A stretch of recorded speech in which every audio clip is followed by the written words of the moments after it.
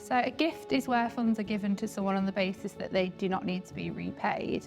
In terms of a loan is where funds are provided on the basis that they are to be repaid. There can be conditions on that loan, such as there's interest payable.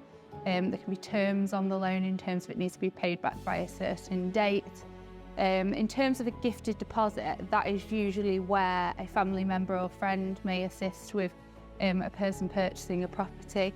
And usually a lender in those circumstances will ask the person gifting the funds to confirm in writing that it is in fact a gift and that they don't have an interest in the property.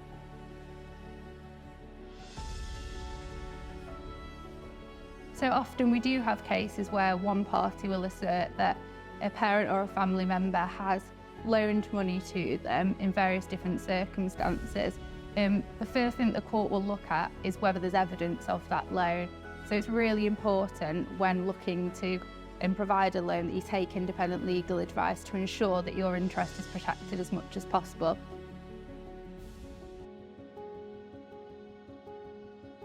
So one option is to enter into a loan agreement which sets out the conditions of the loan. Another option is to enter into what's known as a declaration of trust. So a declaration of trust will set out exactly what funds have been loaned, how the property is held, and what should happen when the property is sold in the future. An alternative option is to place a charge on a property that's registered at the land registry. So when that property is sold, it will flag that you have an interest in the property.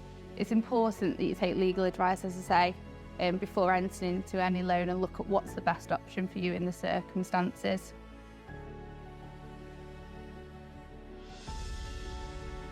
In terms of the rules of declaration of trust, it's important that the declaration of trust is entered into freely without duress, that the parties have the opportunity to take independent legal advice, and that the declaration of trust is signed and witnessed by all the parties to the trust.